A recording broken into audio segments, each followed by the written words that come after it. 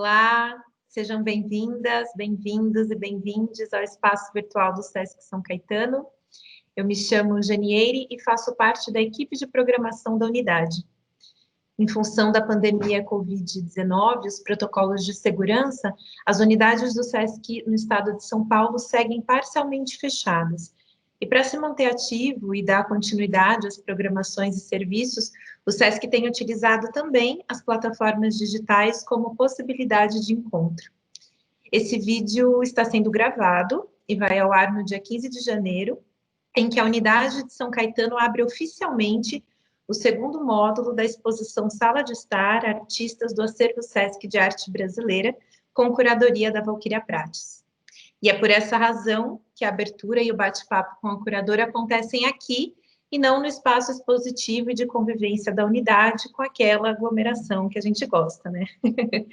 Então, antes de iniciar o bate-papo, eu passo a palavra para a Denise Lacroix, gerente da unidade de São Caetano. Bom, bom dia, Jane, bom dia, Val. Bom dia a todos, a todas, a todes que nos escutam aqui nesse momento. É com muita alegria que estamos aqui para agradecer esse trabalho conjunto que envolveu muitos esforços, que envolveu muito carinho e que envolveu muito sentido num trabalho que a gente tem perseguido e que tem conseguido executar. Agora, não com aquela aglomeração que a gente adora e acredita na troca presencial, mas de uma forma diferente. A gente deseja que nesse momento que você está aí do outro lado nos vendo, que você sinta a emoção da abertura de uma exposição que nasce, como me disse a Val, com vontade própria, com os tempos próprios. Mas, acima de tudo, ela nasce para consagrar o lugar de encontro, que é o lugar da sala de estar. É o lugar do encontro, que também convida as pessoas, e nesse caso especialmente a comunidade, os professores aqui de São Caetano, para escolherem juntos uma obra do nosso acervo. Para falar do nosso acervo, eu tenho que destacar um trabalho enorme que é feito e saudar especialmente o nosso diretor, que é o Danilo Santos de Miranda, a força e a inspiração que ele nos traz para conseguir seguindo. Agora continuar seguindo aqui pelas telinhas e tentando envolver cada vez mais todas as pessoas, numa certeza de que tudo só vai passar se a gente trabalhar muito, se a gente cumprir os protocolos nesse momento de distanciamento social, se a gente respeitar o ser humano usando máscara, se a gente respeitar e ouvir as orientações de especialistas. E vai aqui um salve para todos os médicos, todas as equipes que têm trabalhado incansavelmente pela saúde de cada um de nós.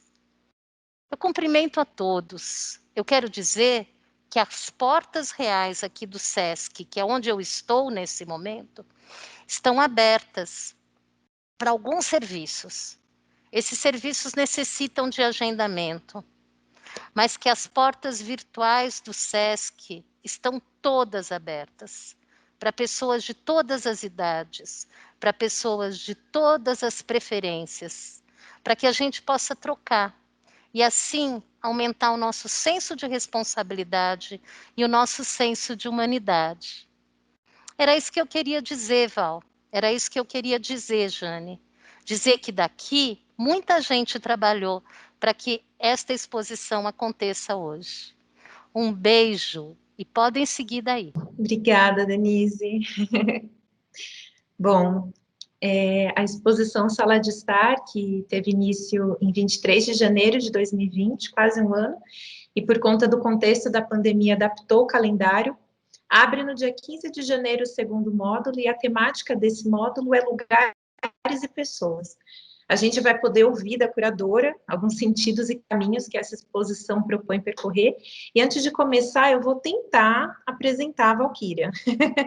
Ela é doutora em artes pela Unesp, pesquisa processos colaborativos em arte e educação, criando programas públicos e exposições em parceria com instituições culturais. É escritora, educadora, curadora e curadora das 3 exposições do projeto Sala de Estar, dentre mais um monte de coisa que ela faz. Então, para abrir essa conversa, eu já digo que a exposição parte do acervo Sesc de Arte Brasileira. Então, Val, se apresente e conta para a gente também o que é o acervo Sesc de Arte Brasileira e o que ele tem a ver com essa exposição. Olá a todas as pessoas que estão nos acompanhando hoje. Uma alegria estar aqui com Denise e com Jane, são 2 parceiras maravilhosas. E eu começo agradecendo ao Sesc São Paulo e ao Sesc São Caetano, especialmente por essa parceria, que, como a Denise falou, tem vida própria. Nossas primeiras conversas para o início do projeto Sala de Estar aconteceram em 2017. Primeiro sonho, né? As primeiras trocas de e-mails, primeiros suspiros para a realização desse trabalho com o acervo Sesc aconteceram em 2017, no momento em que a gente não podia imaginar tantos desdobramentos e tantas reviravoltas e cambalhotas desse planeta que a gente vive, né? Então, eu começo, Jane, trazendo um pouquinho para a informação geral, para quem não é muito familiarizado com o acervo Sesc de Arte Brasileira, talvez as razões que mais me interessam nesse acervo, né?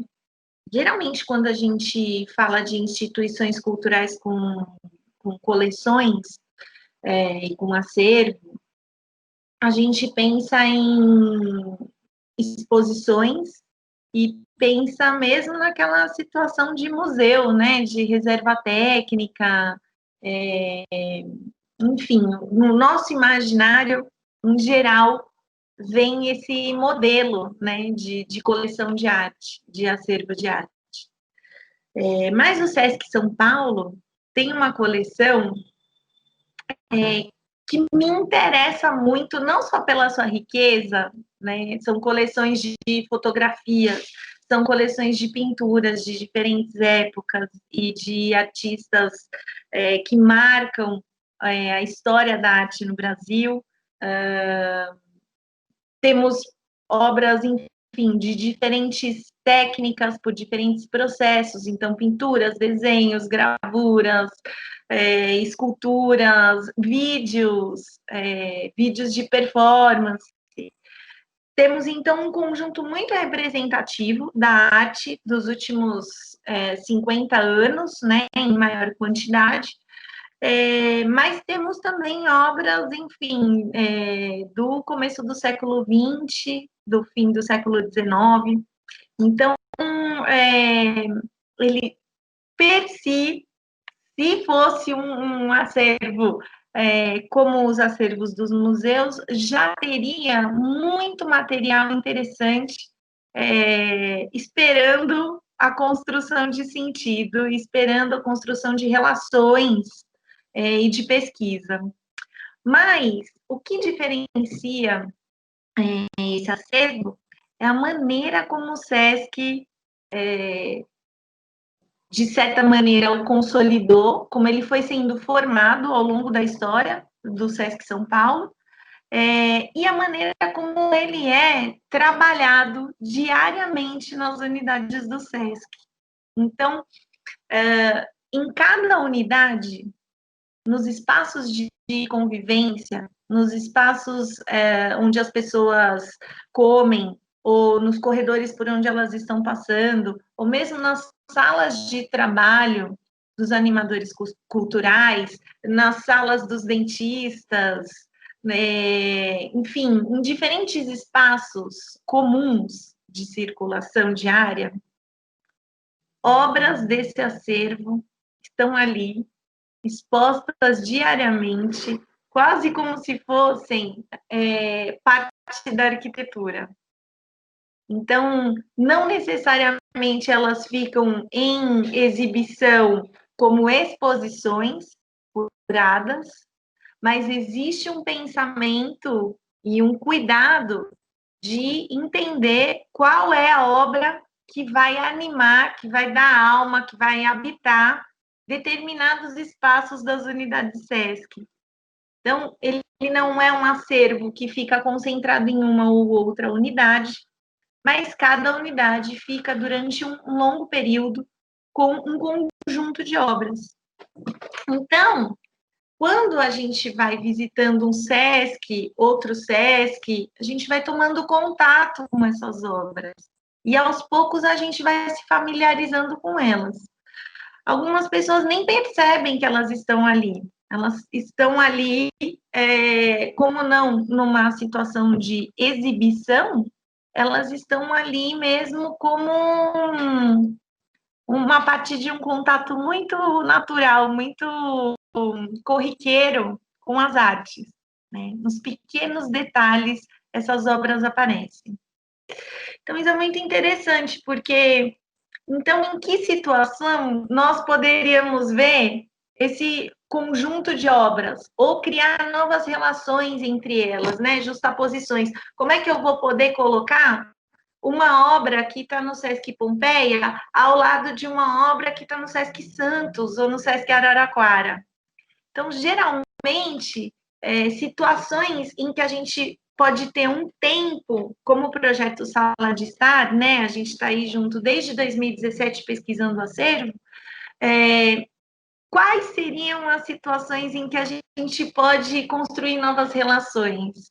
Esse momento de fazer exposições a partir desse rico acervo.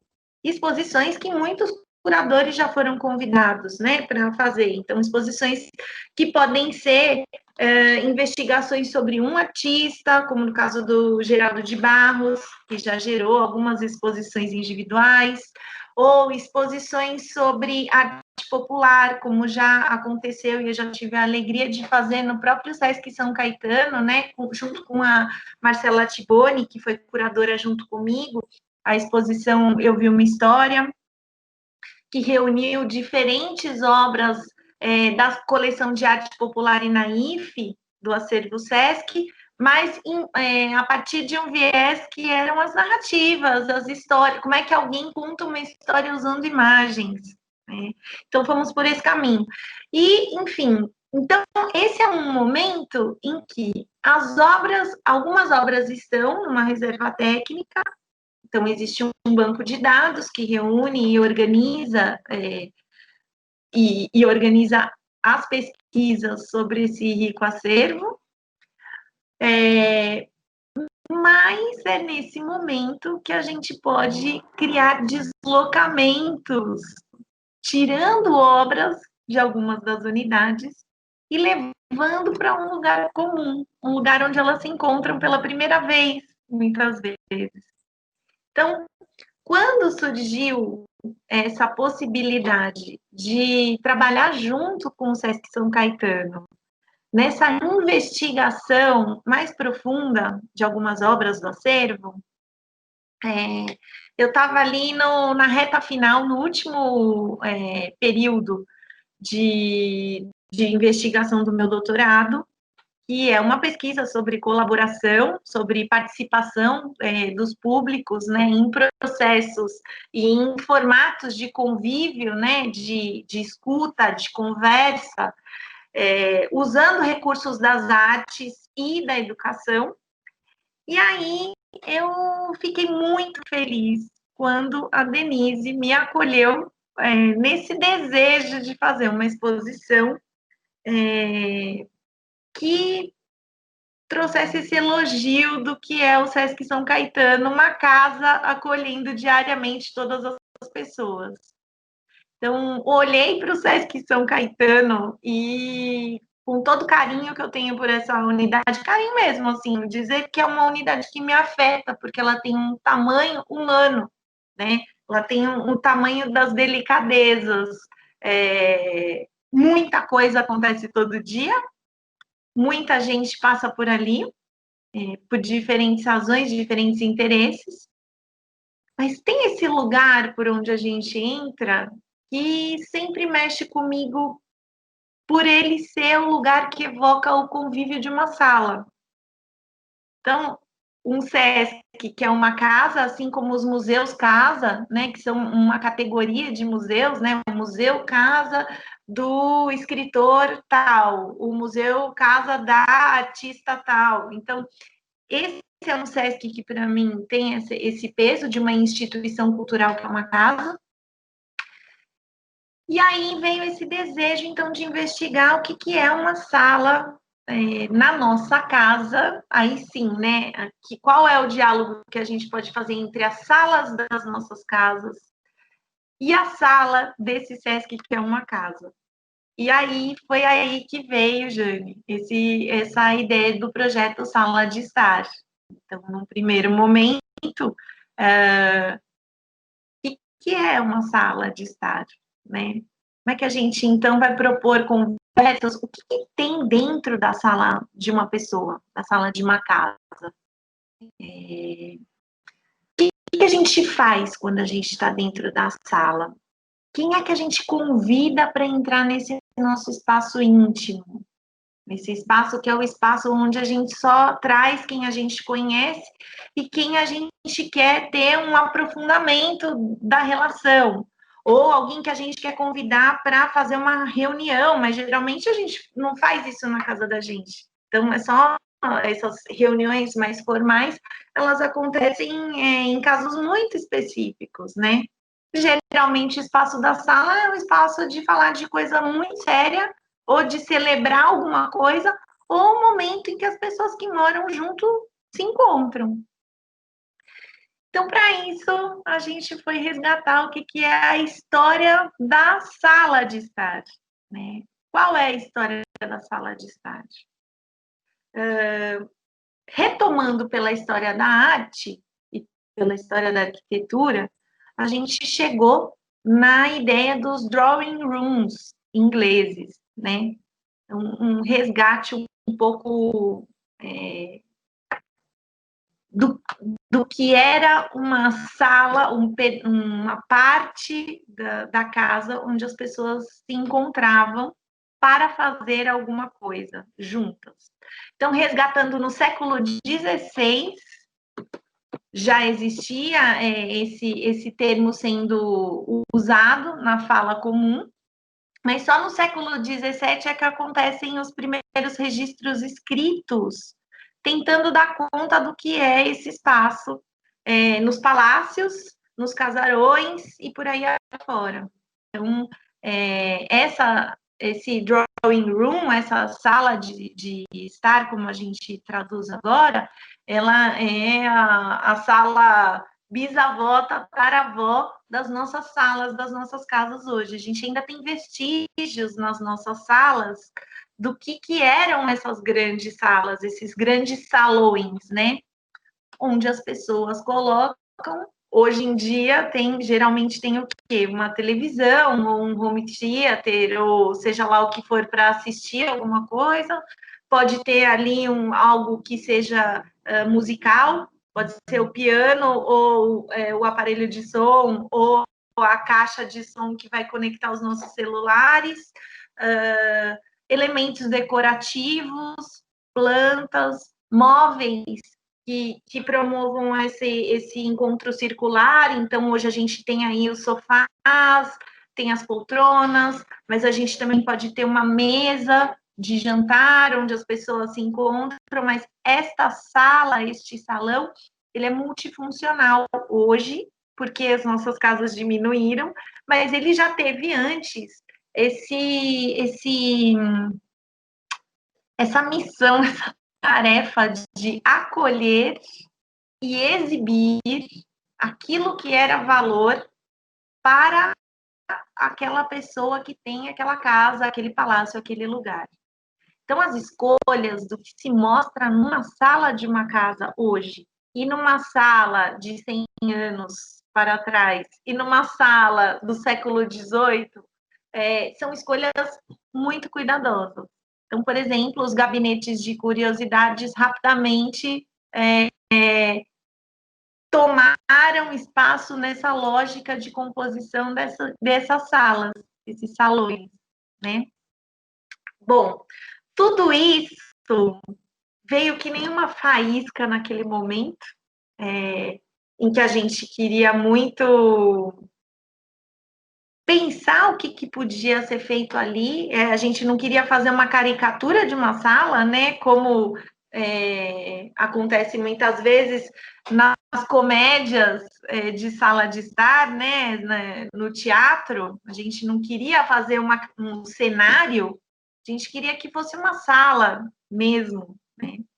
Uma sala onde as pessoas continuassem vivendo o Sesc São Caetano como sempre viveram, então vão sentar numa cadeira, vão sentar numa poltrona como já faziam antes.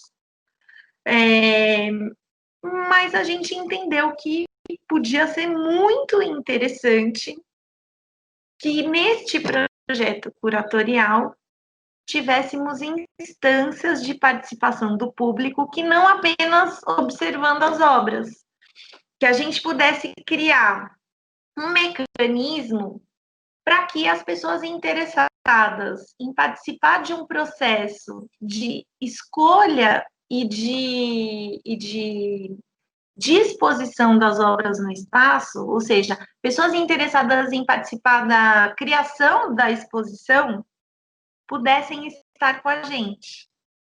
E aí, esse foi um momento que demandou e que mobilizou a participação de outras unidades do SESC e da gerência de artes e tecnologia, porque este é um assunto que diz respeito ao acervo SESC de arte brasileira e que movimentaria não só o deslocamento das obras das unidades, mas também movimentaria quais seriam as formas democráticas ou as formas mais generosas para a participação do público dentro dessa escolha.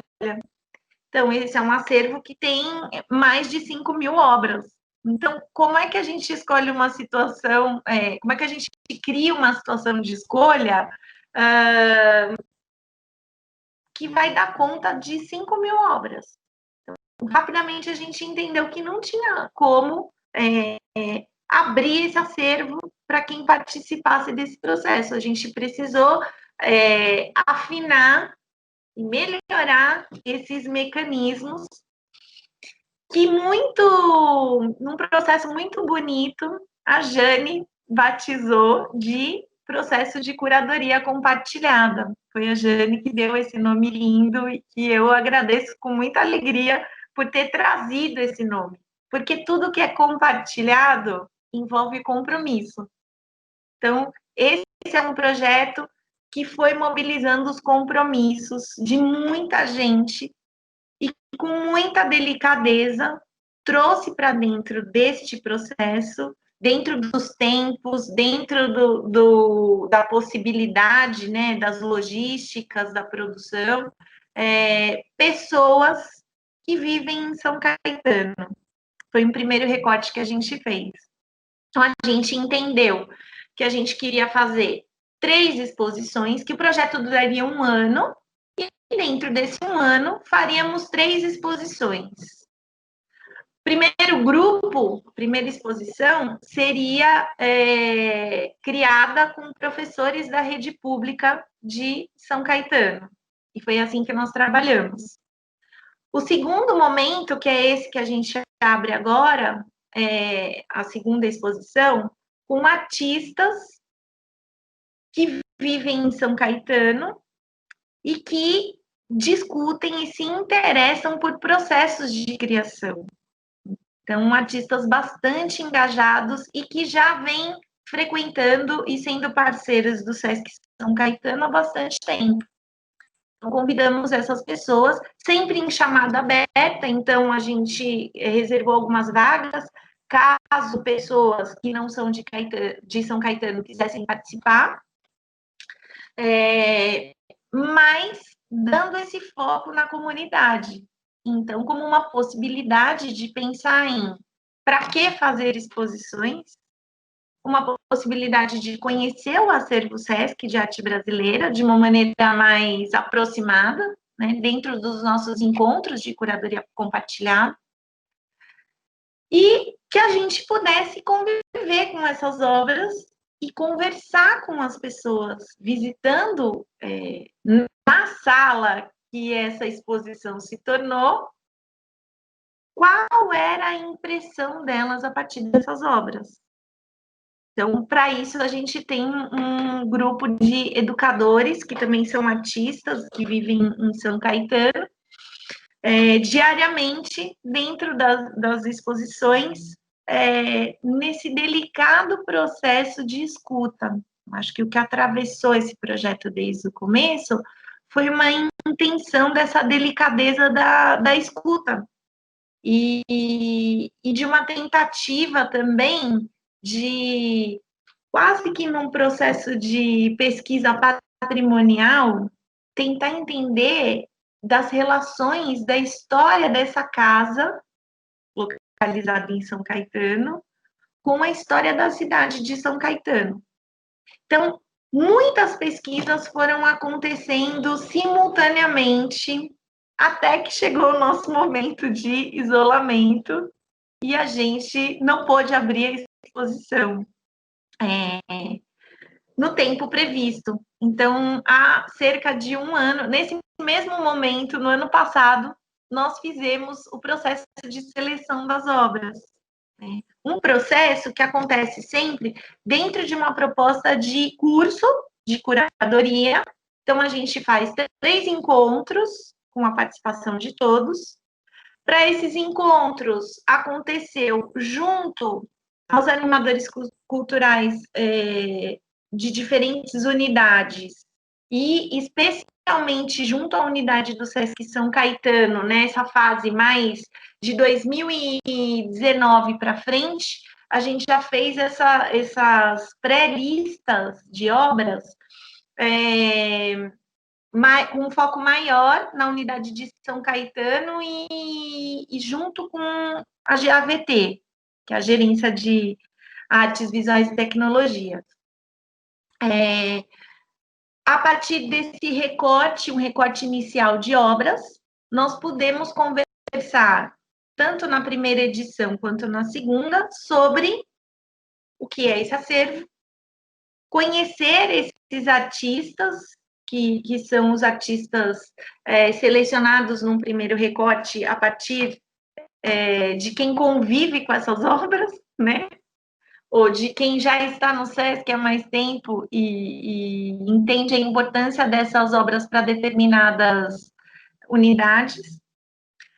Nós também conversamos durante esses encontros sobre curadoria, essa ideia de que um projeto curatorial não necessariamente se resolve na escolha das obras, de maneira, quando a gente pensa curadoria é escolha, sim, e não somente, né? Escolher obras e colocá-las na parede pode ser curadoria? Pode, mas não é só isso, porque um projeto curatorial pressupõe modos de fazer, pressupõe relações com o lugar onde a exposição vai acontecer e com as pessoas que frequentam esse lugar, pressupõe razões, por que vou mostrar isso e não aquilo, pressupõe cuidados, né, com outros saberes que não são,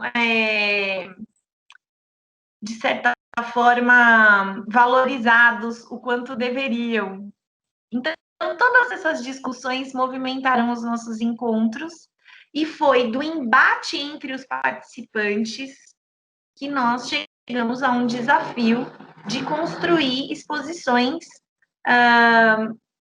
em que não há consenso 100%, mas a gente tem que chegar num lugar onde as pessoas que participam, entre 15 e 20 pessoas, geralmente, concordem em por que mostrar uma obra e não outra. Muitas vezes, assim, chegamos em momentos em que duas obras discutiam o mesmo assunto e razões para mostrar uma e não a outra foram levantadas e foram defendidas e foram articuladas até chegarmos nos mecanismos do que é que faz, então, um critério de entrada ou de exclusão em uma exposição.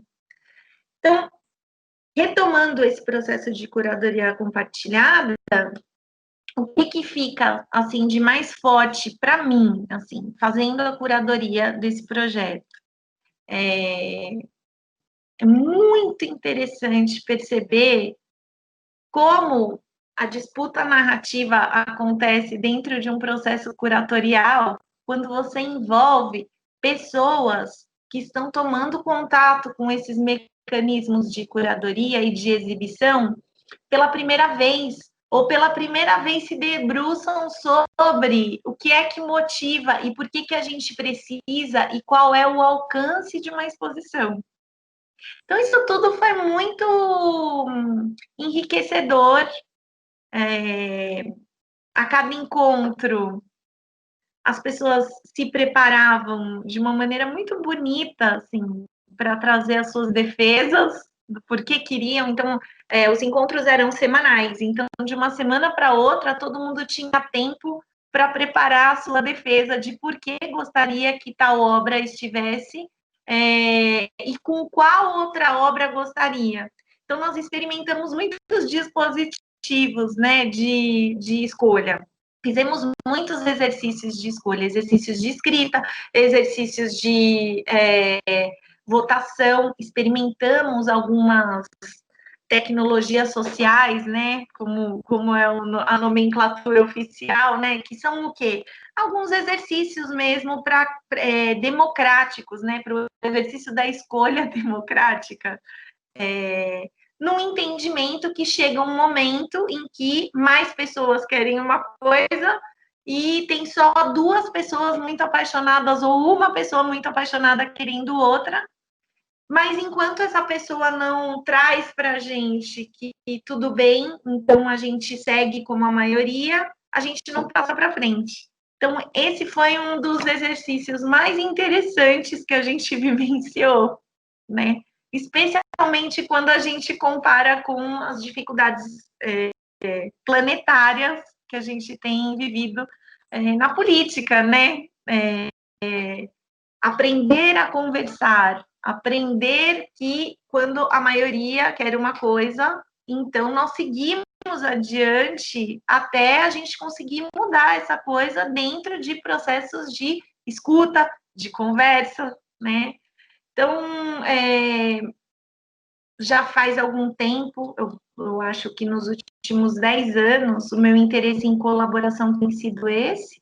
Eu acredito muito no papel das exposições como esse lugar em que a gente, além de criar uma esfera pública de circulação de visões de mundo, a gente faz acontecer o atrito entre essas visões e aos poucos a gente vai reaprendendo ou aprendendo pela primeira vez a conversar. E na conversa, a entender o que pode ser viver junto, né? A exposição, a 27ª Bienal, que foi curada pela Lisete Lanhado, foi muito inspiradora, assim, na minha vida. Eu trabalhei nessa exposição e fiquei muito mexida, assim, antes já era um interesse, mas ter pensado nas grandes dificuldades que a gente enfrenta para viver junto, me trouxe para realidades em que fazer junto é um grande desafio que a gente tem para o próximo século, né? No mínimo, para dizer o mínimo. Então, nesse encontro para essa segunda exposição, foi a partir da conversa que nós conseguimos movimentar, tendo como ponto de partida a produção de cada um desses artistas, a pesquisa e o interesse de cada um desses artistas de São Caetano, artistas que já convivem, seja no SESC ou em outras situações de ateliê, de encontros entre os artistas na cidade, outros projetos, poder colocar esse espaço de visibilidade das pesquisas individuais foi muito importante.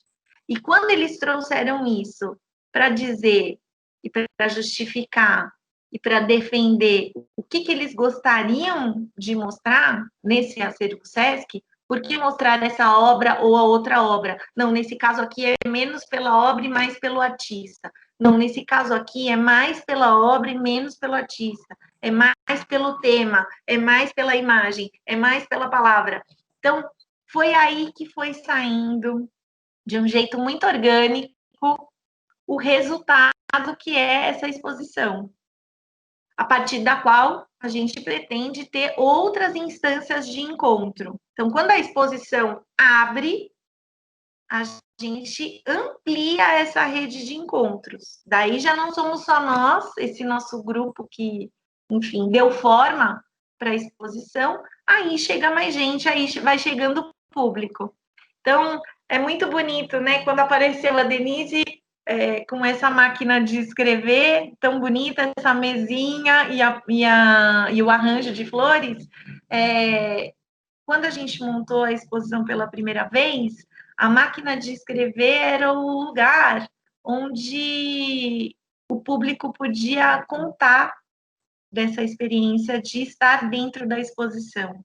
Então, foi criado um espaço, quase como uma oficina do escritor, um espaço de escrita e leitura, onde essa máquina podia ser acionada e aqueles sussurros e aqueles sentidos ficavam ali para a gente, dentro dessa escrivaninha, nas gavetas dessa escrivaninha. Então, também o visitante, além de ter o contato com as obras, como nessa ideia de sala de estar, podia abrir as gavetas e olhar o que quem passou por ali deixou.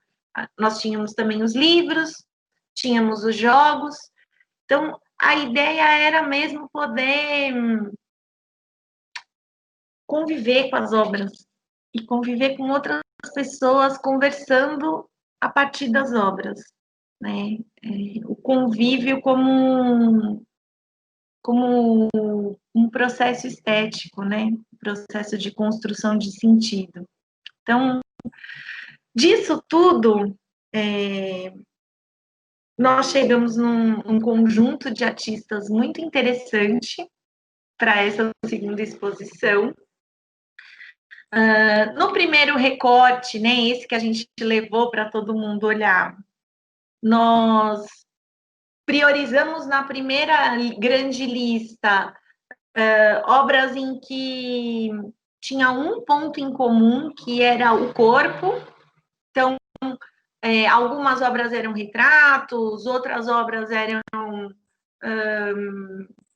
obras em que aparecia uma pessoa, ou cenas de pessoas na rua, enfim, mas a linha sutil que passava pelo conjunto de obras, de onde a gente tiraria a nossa exposição, era o corpo.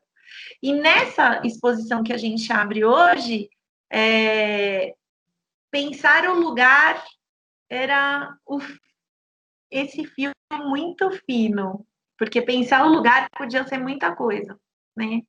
Então, e isso não era muito anunciado. Então, não era um objetivo que isso fosse a coisa mais importante, né? A gente tinha o desejo de trazer sempre, em todas as exposições, uma obra que fosse mais antiga, uma obra importante para a história da arte brasileira.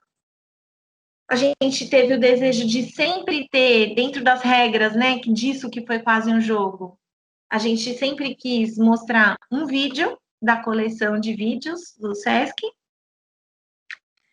e a gente gostaria muito de mostrar muitas obras, ocupar o Sesc todo, mas é uma sala, então temos essa limitação espacial.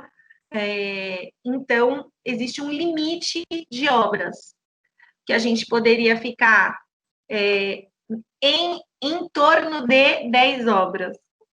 E aí, ter este limite, né, essa linha, faz com que, às vezes, a gente aumente um pouco, que foi o que aconteceu agora, mas não há obrigatoriedade em termos um número específico de obras.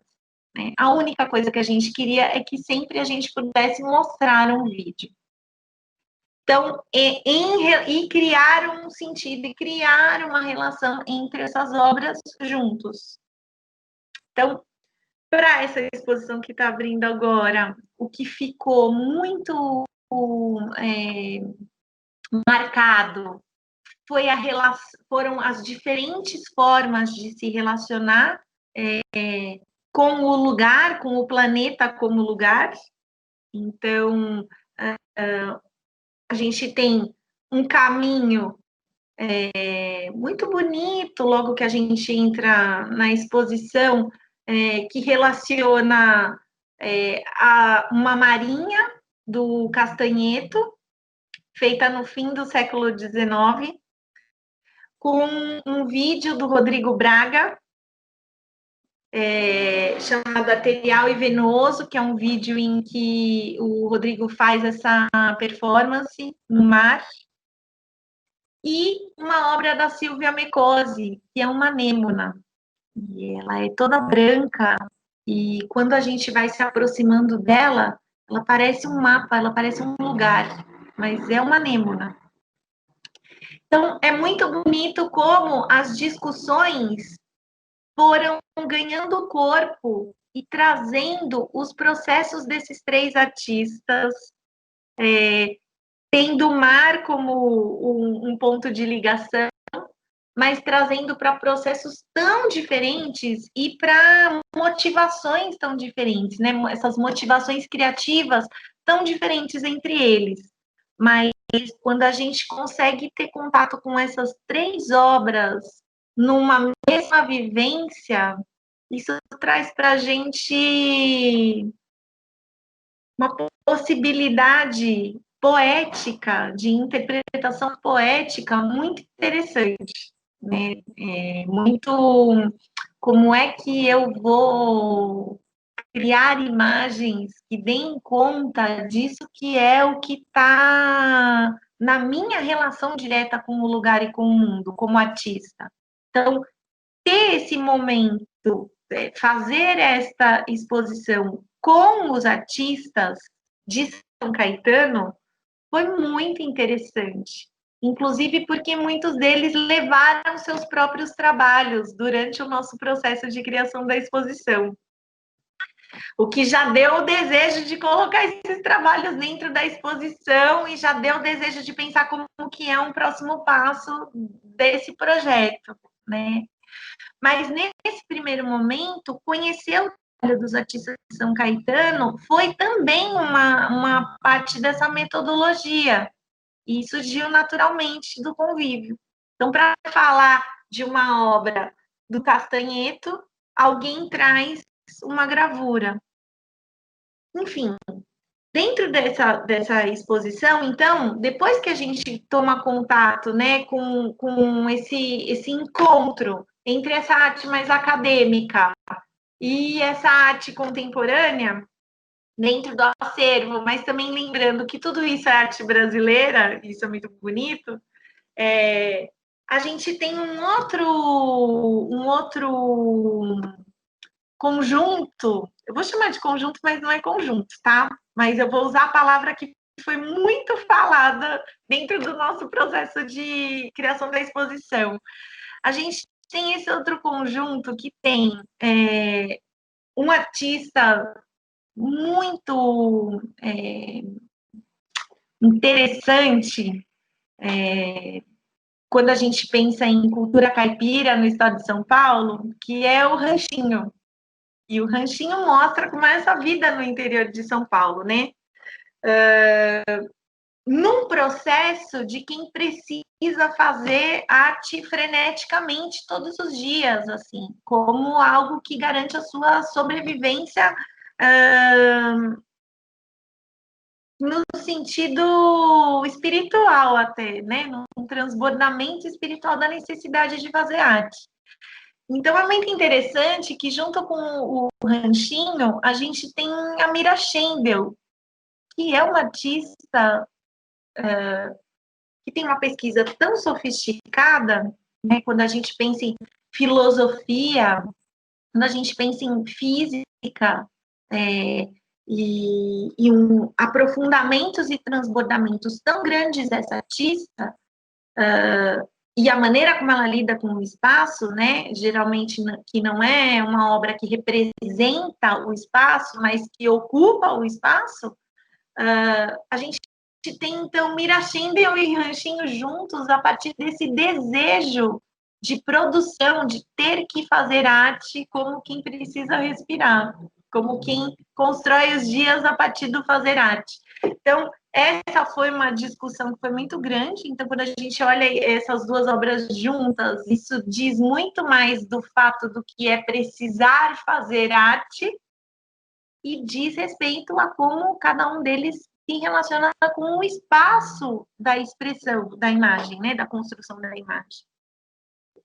Junto com eles, a gente tem Mota e Lima, então essa dupla de artistas fazendo mapas de 11 cidades em placas de circuito eletrônico de computador, aquelas placas verdes, mas são mapas de 11 capitais.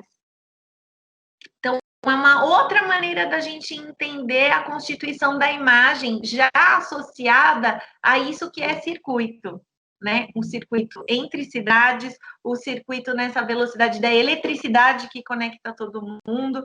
Então, é um mapa, mas é também um mapa de possibilidades, né? Do que é que anima os encontros e as conexões.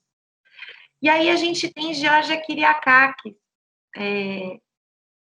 com essas paisagens maravilhosas, assim, de lugares que existem, mas que estão ali a partir de uma matéria muito...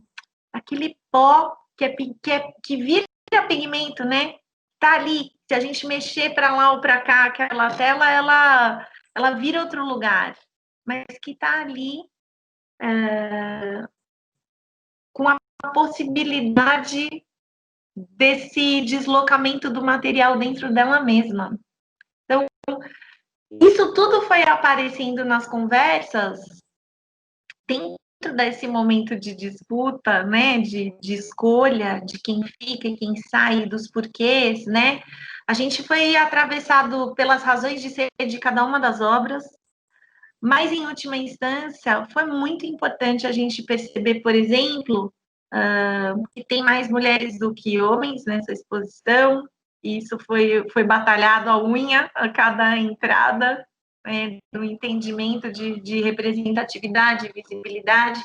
No caso do Ranchinho, foi assim, na discussão, o que fez a diferença para ele entrar, além de muita gente já estar interessada na imagem que aquela obra carregava, conhecer a história de vida do Ranchinho trouxe uma discussão muito interessante de se a obra, quando vai para a exposição, ela tem que valer por ela mesma, ou se, em alguns casos, a gente tem que mostrar o artista a partir do seu lugar de fala. Então, o Ranchinho, um artista que morava na rua, morava nos ranchos, né? Catador de lata, de papel, e com questões de saúde mental muito marcadas, né? Dentro ali, todo mundo sabia que ele enfrentava esses problemas de saúde mental, e o conhecimento disso fez com que todos os participantes revissem o trabalho entendendo da necessidade de aprofundar e de pesquisar o como as coisas surgem quando um artista produz arte. Então, esse momento, quando chega uma pessoa e traz um dos participantes, né, do curso, e traz a história, traz a biografia do Ranchinho, traz outras obras para mostrar, conta de como foi a participação dele num circuito de exposições ali nos anos 70. Isso tudo, junto com a história da arte no Brasil, foi trazendo camadas de ressignificação para todas as outras obras. Foi quase um divisor, essa grande discussão em torno do Ranchinho. Coisa que para a gente, assim, olhando a lista antes de começar o curso, nunca tinha passado por mim que isso podia acontecer. Ia ser nesse lugar que a gente ia fazer uma curva e ressignificar a exposição inteira. Né? Então, também é muito interessante, quando a gente faz junto, a gente fatalmente vai parar em lugares por onde a gente não sonhou, não imaginou que a gente poderia passar. E, por outro lado, a gente tem que abrir mão de coisas que eram muito importantes para a gente, né? Por que isso? Porque não é é um jogo com regras claras, de onde a gente tem possibilidades. Ó, a nossa possibilidade é ocupar esta sala, trazer algumas obras de outras unidades. Queremos mostrar um único vídeo. Então, depois de criar as regras, eu sou só mais uma jogadora. Então, eu não, dentro desse jogo de fazer a exposição que nós criamos, com possibilidade de pensar em alguns mecanismos da curadoria, né? Então, assim, não foi um processo natural. Não foi, porque quando que a gente faz curadoria com o público? Quando que a gente envolve o público num processo de criar uma exposição? Então, isso foi um processo curatorial, escolher que outras pessoas estariam junto comigo nesse exercício de fazer a exposição. Mas até aí eu tinha que inventar uma regra para eu poder participar junto com os outros. Então, se alguém dissesse que não ia ter castanheto, mesmo sendo um pressuposto que a gente teria uma obra mais antiga, eu teria que, enfim, repensar o mecanismo ou a regra que foi criada de começo. E chegamos nesse impasse. E Castanheto quase saiu. Então, e eu não interferi. Nós fomos chegando em coisas que nos levaram para um lugar, que nos levaram para outro. Eu contei desse desejo da unidade, de mostrar o Castanheto como um dos votos para fazer a lista grande. E o Castanheto só ganhou o lugar dele quando a gente descobriu que ele foi marinheiro. Então, eu falo a gente como grupo, né? Porque não sou eu que trago as informações, cada um vai pesquisar. Eu trago alguns textos de base e cada um que se interessa por determinadas obras vai pesquisar. Então, esse processo foi muito interessante para quem participou dele.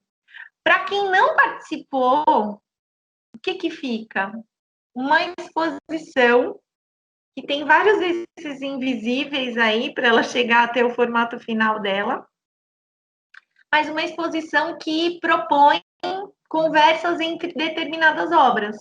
Então, retomando esse segundo conjunto, né? Então, a gente tem Ranchinho, Miriam Schendel, Mota Lima e Georgia Kyriakakis, na relação desses artistas com o espaço, ou mapeando, ou criando uma imagem que traga outra materialidade junto, ou mostrando as coisas que são as coisas bonitas que ele vê todo dia, era isso, né? A Ranchinho dizia isso, eu só pinto o que eu gosto, né? Eu só vou mostrar o que eu acho bonito, só pinto o que eu gosto.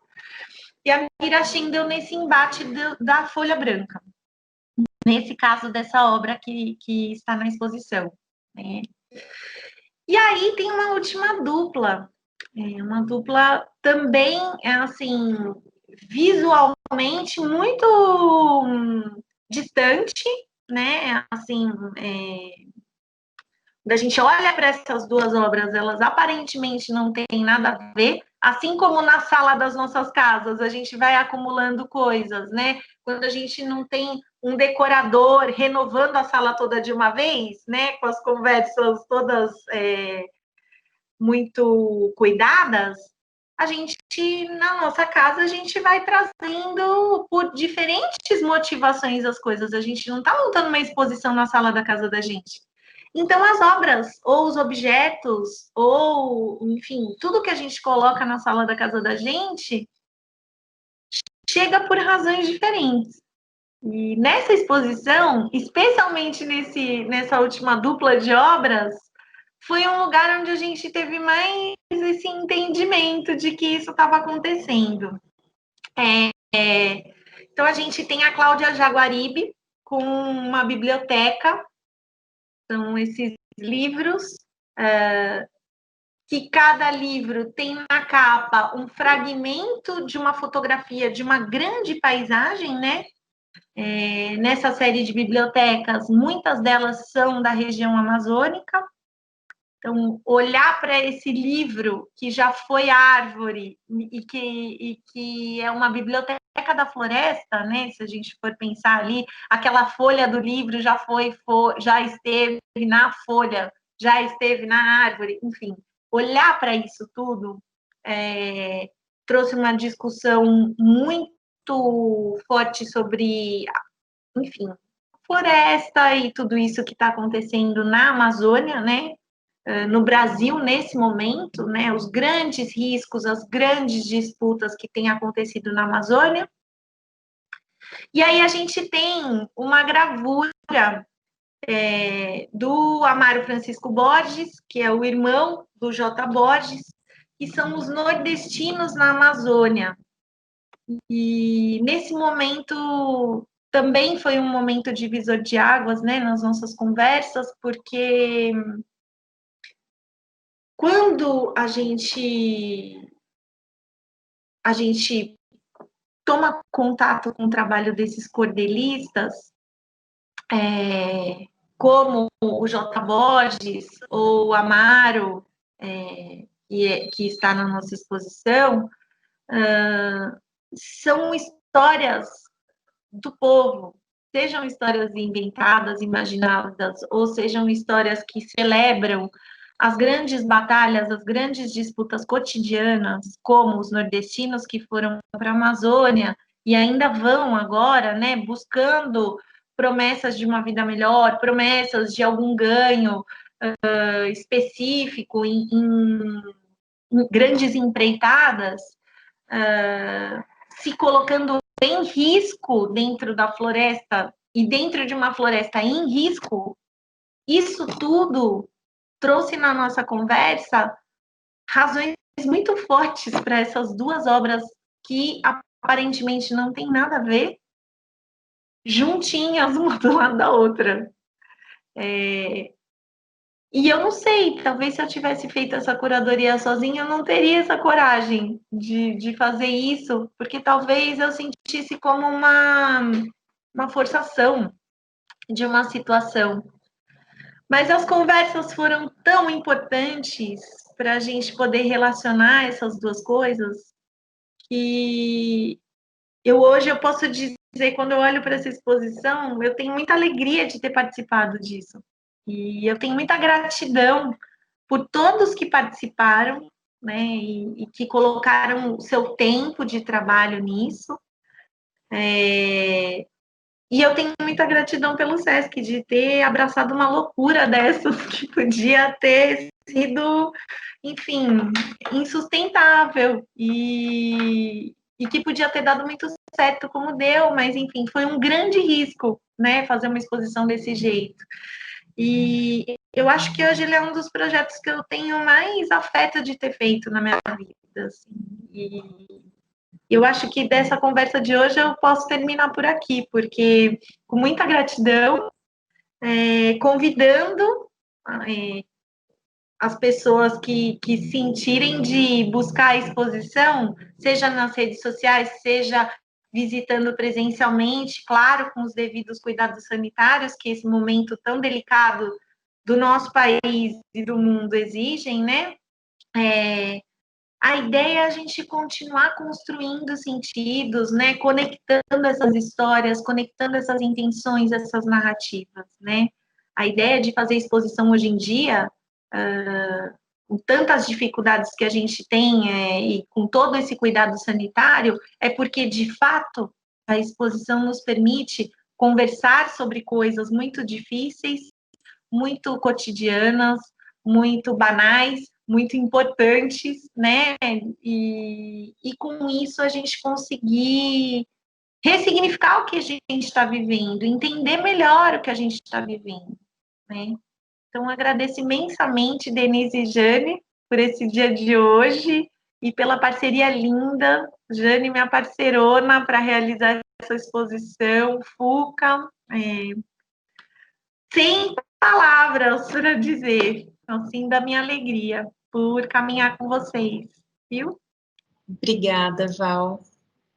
É sempre bom, né, ouvir a voz da pessoa que realizou a curadoria para, inclusive, abrir novas conversas, perspectivas sobre a exposição, novos caminhos, que se faz nessa multiplicidade de olhares também, né, como você falou. Então, obrigada.